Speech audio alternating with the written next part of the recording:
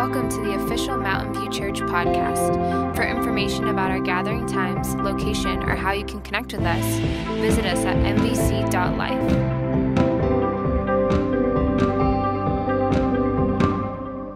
We started this series on healthy relationships saying that you have to be the kind of person that takes responsibility for yourself. You can't blame other people for your problems. You can't try to fix other people. You need to take responsibility for you, and that's a starting point for having healthy relationships. Then we talked about how there's this battle between fear and love. And it's a battle that for, Evan getting up here between fear and love, do I have something to say? But yes, I love these people enough that I think what I say is going to help them. And you overcome fear with love. And we have to do it in all kinds of relationships, not just with relationships with people different from us, although that's exceptionally where it's brought up.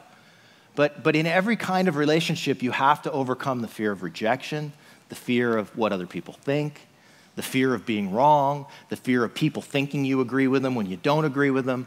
Like whatever those fears are, we overcome it with love, which brought me back to a message that was a couple weeks ago where we talked about how there's no fear in love. But I wanted to bring it up today again. It's from 1 John chapter 4, and it says this: there is no fear in love, but perfect love drives out fear, because fear has to do with punishment, and the one who fears is not made perfect in love. Even in relationships, we fear other people punishing us with the rejection, with the cold shoulder, with saying things that might be hurtful toward us, with not responding the way we want. And sometimes our experiences with people make us afraid, and so we stay away. And maybe you're, a young guy that made an approach to try to ask a girl on a date, and you got rejected. And so now you're a little bit scared to go ask again to another girl, and then you get rejected again. Pretty soon, you have this fear, and you could put that fear onto a whole group of people and go, well, all women reject me. Well, not necessarily, just the 3 or 4 that you've asked on a date so far. Give it time. There'll be more. But love overcomes fear because you have to push through the fear in order to lean into the relationship. And then John continues. He says, we love because he first loved us. God loved us first. Whoever claims to love God and yet hates a brother or sister is a liar. For whoever does not love their brother and sister whom they have seen cannot love God whom they have not seen.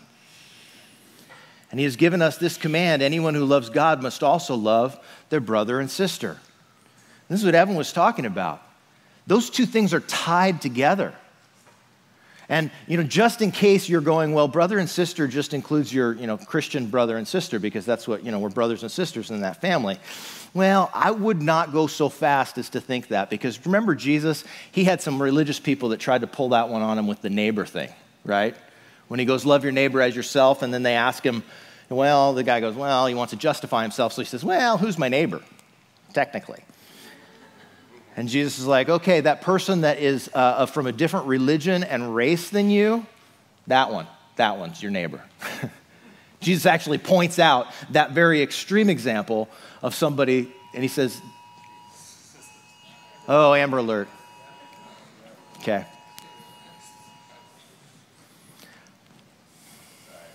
It's all right. Yeah.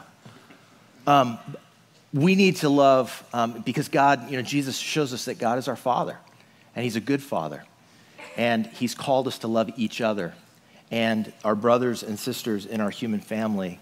And I just don't think you can take an easy way out to try to exclude anybody from that list, as Jesus was pretty specific about it.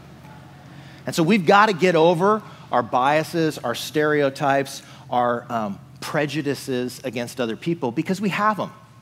And we all have them, but we're not always aware of them. We don't always notice them. I mean, I grew up, my grandfather was Polish, and we lived in an area where there was a lot of Polish people, and my grandfather hated Italians, right? He hated them. And I can never figure it out, because I love Italians. I love Italian food. Love to go to Italy. I just like the way how they're so laid back and, just want to eat and, have a good time, drinking some vino, But my grandfather hated him. And I never really realized, but like part of it was tied to his story. He had fought in World War II against Mussolini in Italy and had experienced some just horrible things. And out of his experiences, he came home hating a whole group of people that he probably would have liked if he'd met him in any other setting. But he pretty much just labeled a whole group because of the experiences that he had. And see, this is at the core of all of this kind of stuff, is that we let the situation of our past or a fear that we have or a bad relationship color our experience of whole groups of people. And it happens. We all have these things. Let me show you this picture. There's two women here, and I want you to take a look at these two women and read the lists of their characteristics and then tell me which one you like better, the one on the left or the one on the right. Yeah, they are. They're both the same. They're both the same woman, dressed a little differently, but they're both the exact same list of characteristics. But as we read it and you see that the one on the left is intelligent, industrious, impulsive, critical, stubborn, envious, the fact that you read first, intelligent and industrious, prejudices you to overlook some of her less great qualities. Whereas the other one, she is anxious, stubborn, critical, impulsive, industrious, and intelligent. All the same qualities, different order, but because you see some negative ones first, it prejudices you to read the rest of the list, giving her the thinking that she's worse than she is. This is how it works. This is how prejudgment, which is what prejudice means. It means you have a prejudgment before you encounter the person. And we all do it. It's a very natural thing that sometimes we make up our mind. But it's a problem. It's a problem that separates us and keeps us from getting to know people. It keeps us in fear of people because we've made prejudgments about what kind of person they are, what it's going to be like. Even if it's as simple as like your friend that's always late. And you've got this agreement that he's always late. And guess what happens? Every time you get together and he's on time, do you even notice that? No, because all you're looking for is confirmation of the fact that he's always late. So you're going to notice if he's even just a little bit late. Because it's called confirmation bias. We have so much information going on in our brains all the time, and it's so hard for your brain to fully, see everything that's going on. So you see what you expect to see. You have a pre-idea in your brain of what you're going to see, and then you look and you find that. And the data supports what you already think, which is why you can have crazy people on the internet that think that the world is flat still today because they find evidence and they see everything through that. And I'm sorry if you're one of those crazy people, but we love you too, but you're crazy. But if you live in your own little loop where all you talk to and all you read is people that think the same way as you, you're going to end up thinking you're right and thinking everybody else is crazy, right? Amen. And this is what happens. And this is why the antidote to this kind of racism, this kind of prejudice, the kind of crap that happened, yesterday in the synagogue, the antidote is proximity. Rogue said it. You got to get close to people that are different than you. If you just talk to people like you, it's just like you're talking to yourself. Like, get out and meet people different than you. Because, and you can only do that if you realize that the goal of conversation and relationship doesn't have to be agreement. We don't have to agree. And just because I read a book doesn't mean I agree with everything it says. Eat the meat and spit out the bones, right? Like, take some good things, and if there's something, like, I don't expect that all of you agree with me. It's like, and see? I know. And you don't have to agree with me. I don't have the corner on the market of everything that's true. I see through my eyes, and you see through your eyes, and we see different things, and so we need each other. Amen. And we need people different than us, and people of different backgrounds, people of different races, people of different experiences. Until we experience life in somebody else's shoes, like I think of you, Trevor, like when I broke both my ankles and I was in a wheelchair, like I never got it, what it was like. And I used to complain all the time about ADA requirements. And all that we got to do because I'm trying to build a church and it's like costs us a bunch of money and we can't pick out the stuff we want to pick out because they have certain types of things because they try to make it wheelchair accessible. It sucks being in a wheelchair and trying to get in and out of places. It's so hard sometimes to get in bathrooms and be able to, it's like, oh my gosh. And until you walk in somebody else's shoes or get to know them and understand their experience, you don't get that. Amen. And it's like we need friends that are different than us. And we need to know other people's experiences and listen, not just for the sake of, getting ammo for our argument or always just seeking agreement, but listen to understand each other and to see things from somebody else's perspective. Because otherwise, the judgments that we make become the lenses through which we see. Now, Jesus talked about this in his most famous sermon, the Sermon on the Mount. It's found in the Gospel of Matthew, chapters 5 to 7. Jesus talks about a whole bunch of things, but one of those things he talks about toward the end of the sermon is this idea of judgment. And he says this, "Do not judge, or you too will be judged.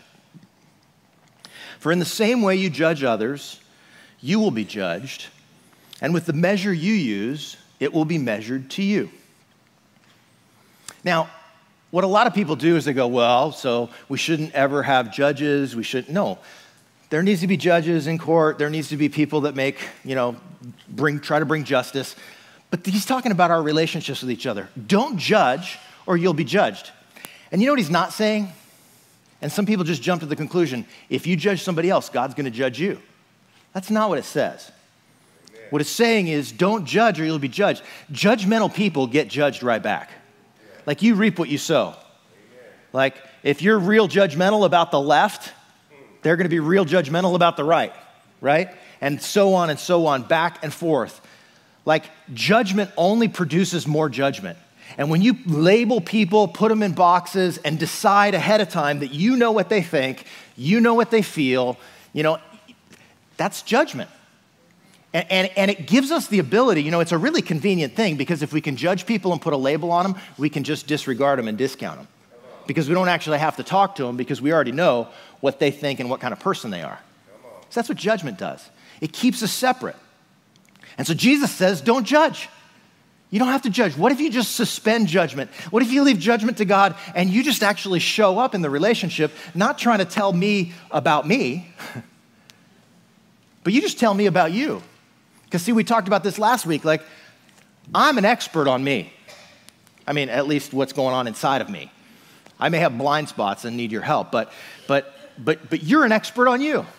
And I don't get to tell you what you think or what you feel, but what I actually can do is ask you what you think and what you feel because you know more than I do.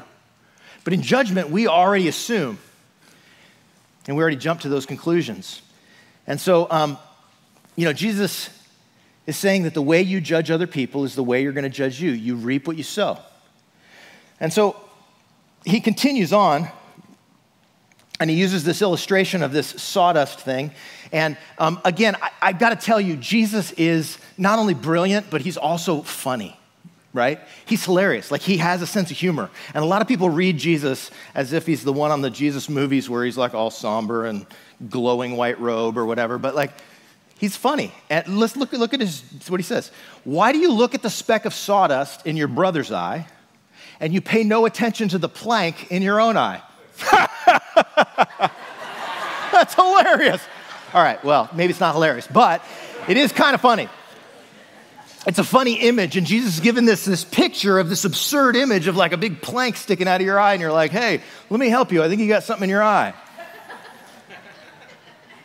How can you say to your brother, let me take the speck out of your eye, when all the time there's a plank in your own eye? You hypocrite. First take the plank out of your own eye, and then you'll see clearly to remove the speck from your brother's eye.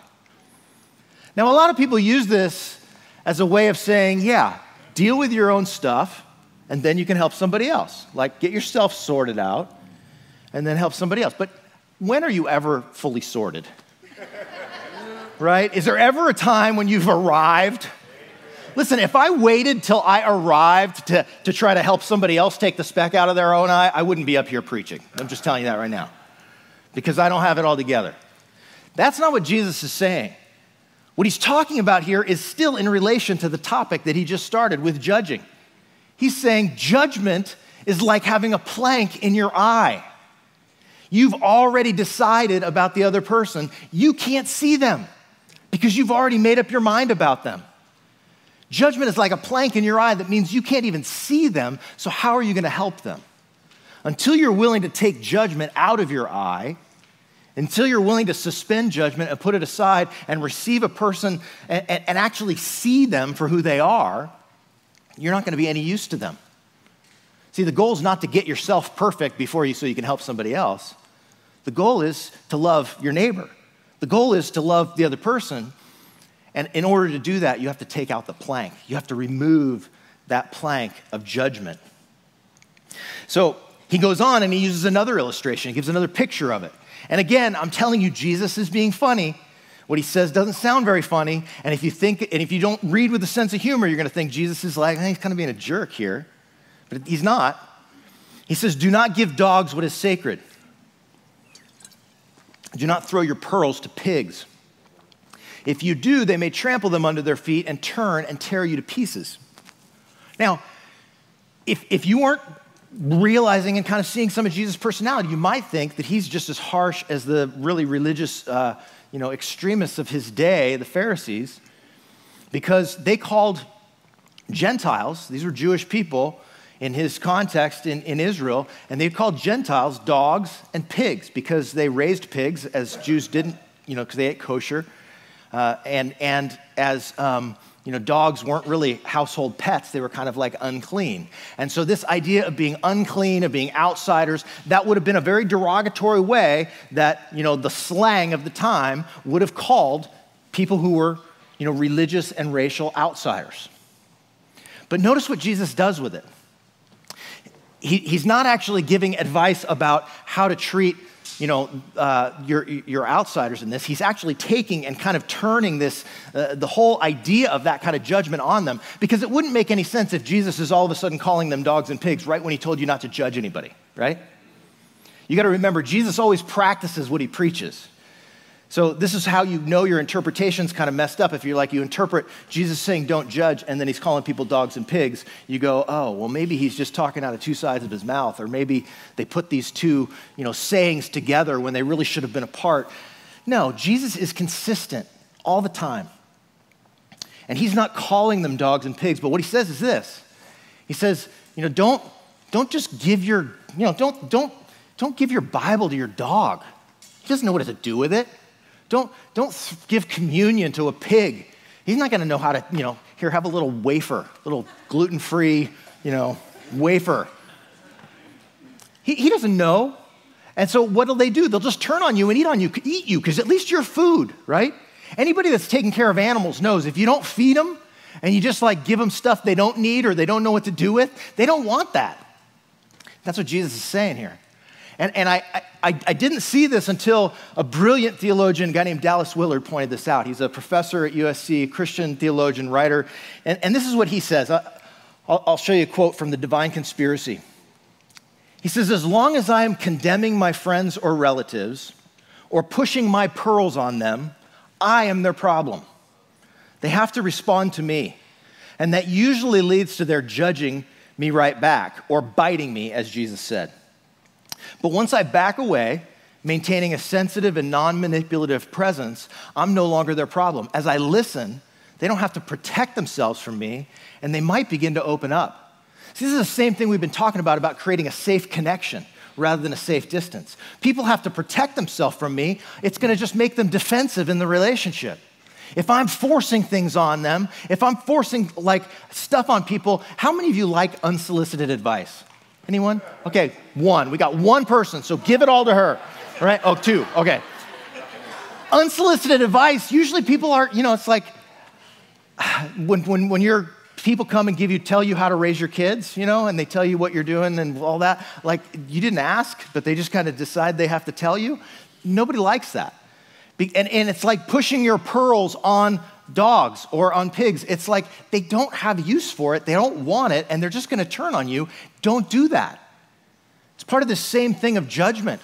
It's not just deciding for people, what they think, but it's also deciding for people what they need. Oh, you need this, you need this. How about if we actually ask people what they need? Ask people what they think. Well, in fact, that's what Jesus goes on to say. But Dallas continues in the second part of this thing. He says, I may quickly begin to appear to them as a possible ally and resource. When we stand this way in the kingdom, our approach to influencing others for their good as well as for ours will simply be to ask them to change and to help them in any way they ask of us. It's a natural extension of this dynamic when we turn to ask God to work in the lives and hearts to bring about changes. Now, let's get back to the scripture where we left off. Don't give dogs what's sacred. Don't throw pearls to pigs. They may trample them and then turn on you. Don't force things on people. Ask. Ask them what they think and ask for what you need. Say, what I need in the relationship is this. People will respond to you. Now, most of us, if you've been a Christian for any length of time, or those of you that are Christians, this passage is very famous about prayer. And it does apply to prayer. Jesus is going to apply it to prayer in just a minute. But it applies to prayer because it first applies to relationships, and prayer is a relationship. We're talking to God. We're in relationship, right? So that's why it works in prayer, because it's a relationship. But it's first in the context of our relationships with each other. He's talking about judging and not forcing things on people, but asking. And so he says, ask and it'll be given to you. Seek and you'll find. Knock and the door will be open to you. For everyone who asks receives, the one who seeks finds, and to the one who knocks the door will be open. Now again, some people have just tried to turn that into a formula for prayer as if anything you ask, it's like God's like a magic genie. You just have to rub the lamp, and then all of a sudden you get whatever you want. It doesn't work like that. It works like a relationship. Amen. And that's why he's saying this, because in our relationships, the people that ask get stuff. Those of you that are salesmen know this. There are some of you that sell for a living, and you know that you got to be asking. You'll always be closing. You're asking, and you get the deal. And those that knock get doors open. Now, you may get a bunch of them slammed in your face before you make a sale, but I bet you won't make any sales if you don't knock on any doors. You know what I'm saying? Those who knock have the door opened. Those who ask receive. Those who seek find. This is what Jesus is saying, and this is how it works in relationships. We have the opportunity to do that. And this asking is both inquiry and request. If you think about it, you can ask someone questions about themselves rather than assuming you know about them or judging them.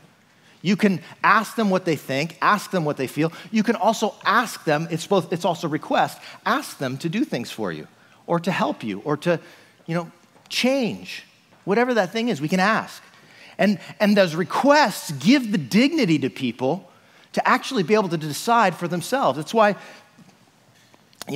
even Jesus does it this way. He says in the book of Revelation, when he's writing to the churches, he says, look, I stand at the door and I knock.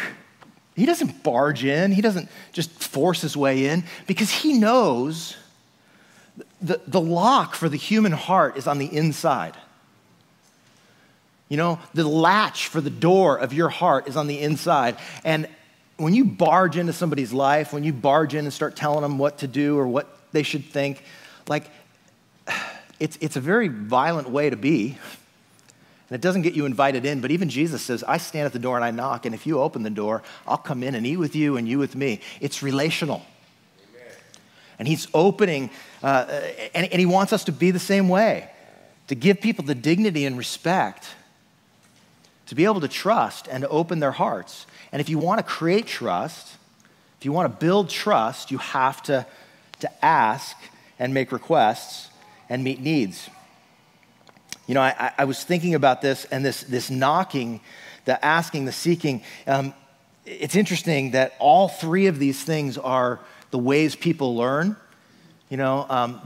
asking is verbal, and seeking is visual, and knocking is kinesthetic. You know, these are all ways that we learn, and they're all ways that we get to learn about other people and interact with other people as well as with God. That's just a side note. That one's free. But the antidote to judgment is to ask and seek and knock, to pursue the relationship, to get curious, to make requests, to ask for what you need and to find out what other people need. He continues on, and again, Jesus starts talking about it in relationship to prayer, because prayer is a relationship. And he says, which of you, if your son asks for bread, will give him a stone? And again, he's being funny here. Like, if your kid comes and it's like, Dad, I'm hungry, and you're like, here's a rock, you know. Like, come on, that's stupid. Nobody would do that. I mean, maybe, again, like there may theoretically be some jerk that would actually do that to his kid. And you may have had that experience, but in general, the exception proves the rule. Like, you know, this is how it works. People love their kids. If he asks for a fish, we'll give him a snake. If you then, though you are evil, know how to give good gifts to your children, how much more will your Father in heaven give good gifts to those who ask him? Again, I think Jesus is kind of joking here with people. If you, even though you're evil, bunch of screw-ups, right? If you know how to give good gifts to your children, how much better is God? This is the force of what he's saying here. He's like, even the worst parents love their kids enough to feed them. How much better is God? He is a good father. Jesus revealed God as a good father who loves us and who wants to give good gifts to his children. And so we ask boldly for what we need, and he wants to meet our needs. We ask boldly on behalf of other people for the things that they need, if they need healing, or if they need prayer, or if they need, money, or whatever the things are. Like, we can ask God. And we can ask people because it's relationship, not because it's a magic formula to get our will done. It's a relationship, and that's how relationships go. He closes the thing out basically with this one-liner, and I put it in bold because it's the summary of the whole Sermon on the Mount. He says, so in everything, do to others what you would have them do to you. For this sums up the law and the prophets. He says the whole thing, the whole Bible, here it is. This is what it's about. Do to other people as you want them to do to you. Which is interesting. It's a summary of what he said about judging, right? So do you want other people to judge you or to let you speak for yourself? Well, of course, you don't want to be judged. Because with the measure you use, it'll be measured back to you, and if you judge, you'll be judged. It works both ways. You reap what you sow. In both the negative sense, that if you're a judgmental jerk, people are going to treat you that way. And in the positive sense of if you treat other people the way you want to be treated, eventually that will work its way back to you. Eventually that will plant the kind of seeds that will grow into the kind of environment that we want to create in this world, right? Where people treat others the way they want to be treated. And, nobody disagrees with Jesus on this theoretically, but there's a lot of people that are so stuck in their own, circles where they just are blind to the log of judgment that's in their own eye, whether it's about, women or about black people or about Muslims or about Christians or about Catholics or about Mormons or about, Jews, whatever the thing is, people have these judgments in their eye, and you've got to just take the judgment out and approach the person and ask. Ask questions. Ask what it's like to be an immigrant. Ask them what is it like to come to a country and to leave your country, and why would you go through all of that danger and all of that trouble? Ask guys, ask women what it's like to be a woman.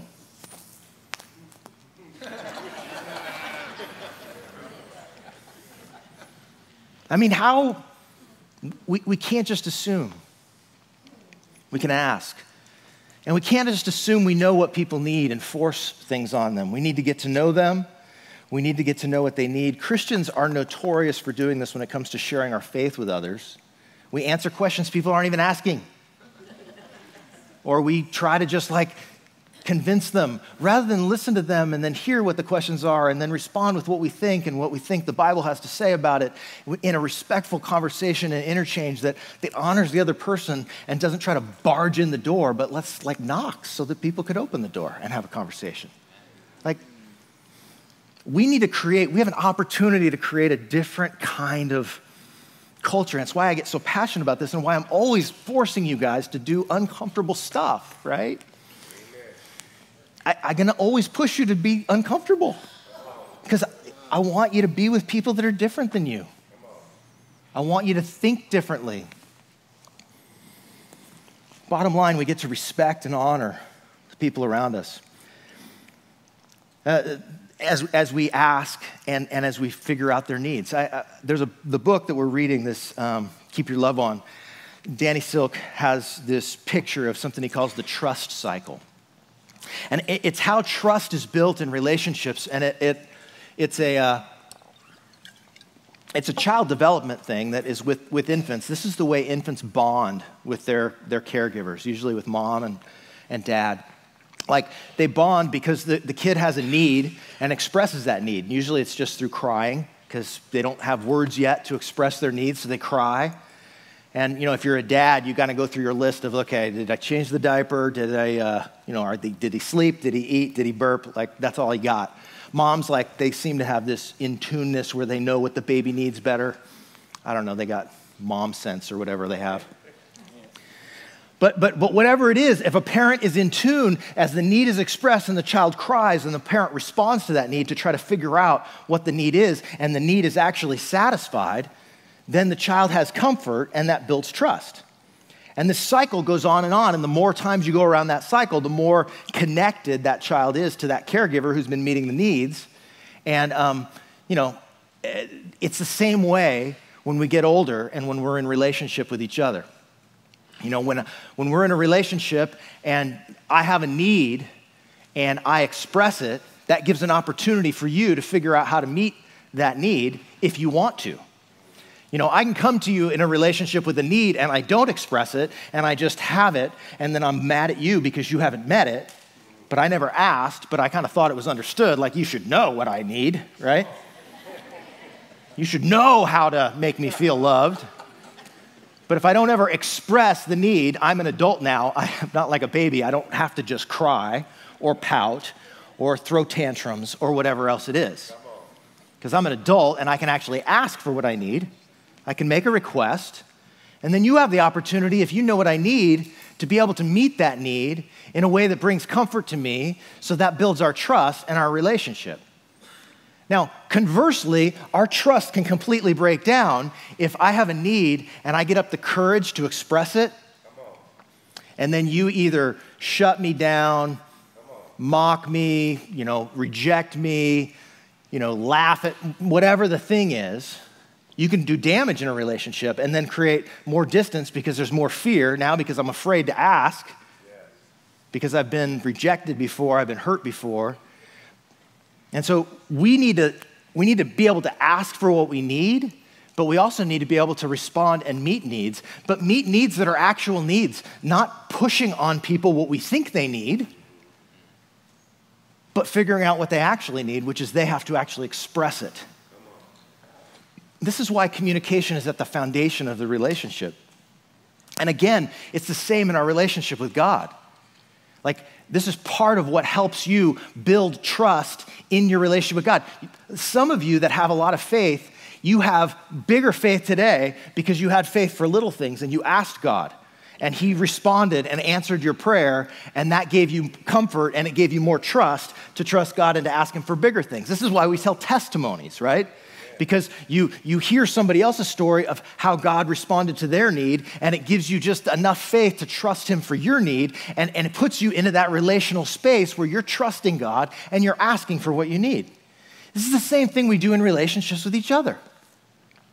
And it's what Jesus is after here, and why last week we told you, here's a great way to express your needs is to use these I statements. I feel X when, and then describing the situation, and I need to feel X. I feel rejected when I ask you to help me and you say you will, but you don't like get around to it because you're too distracted doing your other thing. And I need to feel seen by you, heard by you, known by you. Now, that's not to say I'm telling you what to do. I'm not saying, you did this and then I do. That's why it's an I statement of I feel and not I feel like. And here's the difference. I feel like you're a jerk. Right? See, that's not a feeling, that's a thought. You could say, I think you're a jerk. Now, that's not what we're after here. Or I feel like you are always, angry all the time. No, that's not a feeling. That's a thought, it's a statement. But that's why it's not I feel like, it's I feel. And then put a feeling in there, a feeling like I feel sad. That's a feeling. I feel lonely. That's a feeling. I feel hurt. I feel afraid. I feel angry. Like those are feelings that you actually feel. And what you're doing is you're telling somebody else about you.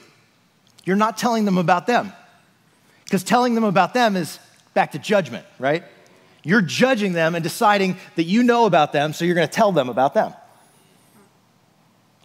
But what we do is we get to crack our chest open and tell them about us and trust that they care enough about us that they want to help us with what we need. Like, I feel scared when you drive too fast, right? Now, Tracy and I went to Italy. I mentioned it earlier. We drove on the Amalfi Coast, and it was this crazy drive with these really narrow roads, and they had these just huge buses like coming the other direction, and like everybody's really aggressive when they drive, and like we had this tiny little Fiat, and I had so much fun driving that thing as fast as I could around these corners, like cornering, like there's no guardrails and there's a bus coming the other way and you just can't even like think twice. You just go, And I'm like, this is awesome. And it's like a sheer cliff, like 2,000 feet down. And Tracy's freaked out. And she's like, Todd, you're driving so crazy, don't do that. Now, she's telling me what to do, right? And I didn't think it was crazy. I thought it was fun. So I disagree. And so if we just keep it at the level of, oh, this is crazy, don't do that, then I'm just like, yeah, well, I'll do what I want. I got the keys and I got the car. But when she says, Todd, I feel scared when you drive like that, and I need to feel safe to be in the car with you, then I'm like, oh, I'm sorry. I don't want you to feel scared. I think you maybe I could try to talk her out of being scared and tell her how fun it is, but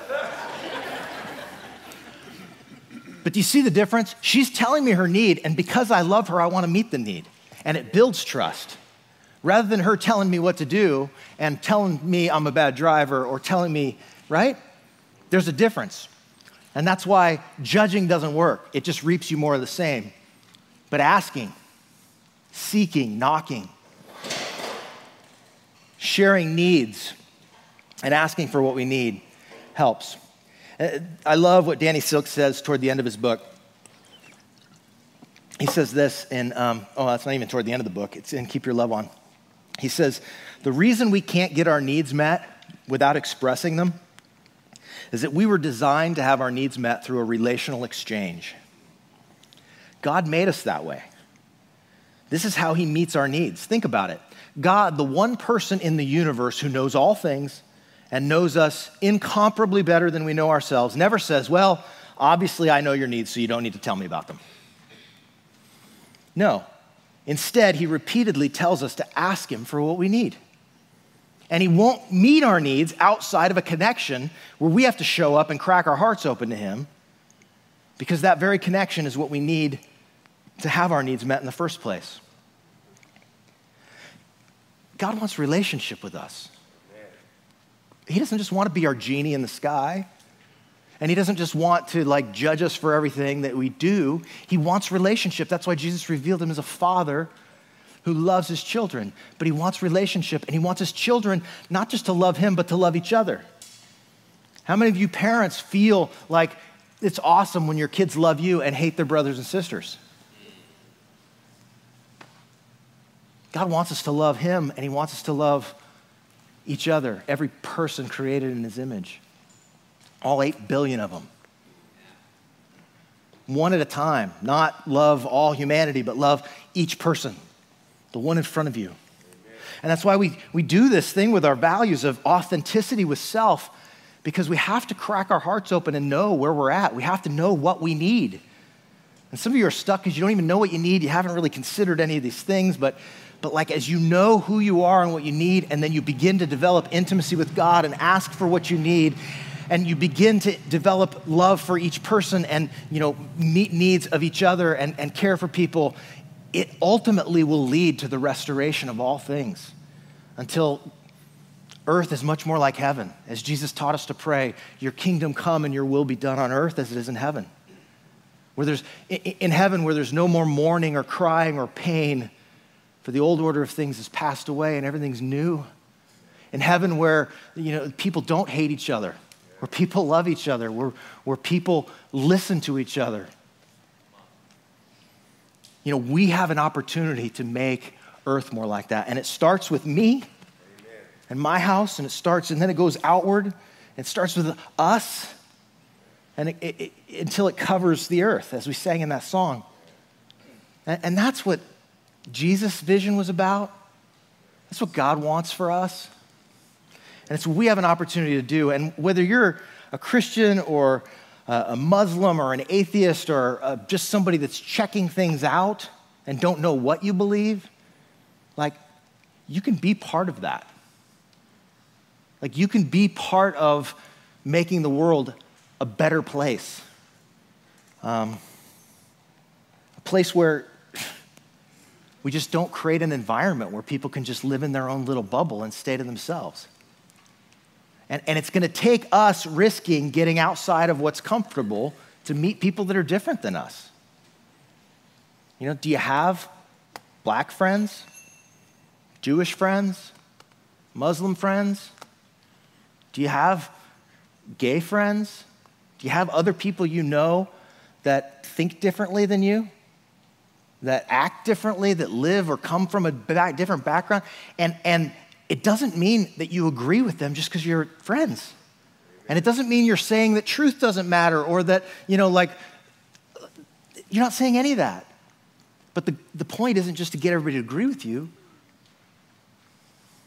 Because, even as Evan said, we all have perspectives that we need. And none of us has got the perfect picture. People say, do you believe in absolute truth? And I'm like, absolutely. I believe in absolute truth. I just don't believe that anybody knows it absolutely. Come on. Except God. Amen. I think God sees all sides of every issue. God knows everything perfectly. And he's revealed a lot of things. He's revealed so much that we can learn, and there's always so much more we can know, but we only know it through our own eyes and our own experience. And our own eyes and our own experience is limited. So we need each other. I need to see through the eyes of other people that are different from me.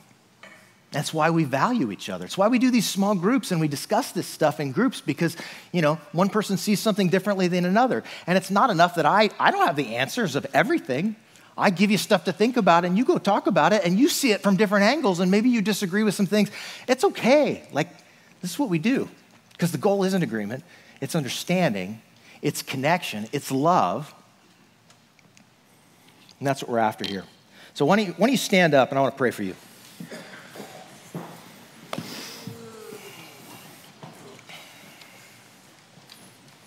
So God, I thank you for every person in this room, that they were made in your image, in your likeness, and they each have perspectives and ideas and value and experiences. And even though we may disagree on lots of things,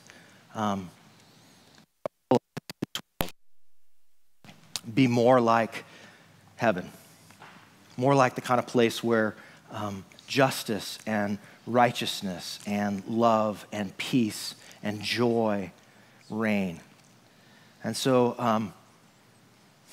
God, I ask that you would give us all the ability to pull the logs out of our eye, to lay down our judgments long enough to be able to actually see the other person in front of us, to let them speak for them and we speak for ourselves, and that we can learn from each other, that we can know each other, that we can respect each other, and ultimately, God, I want to lead us to be more like you.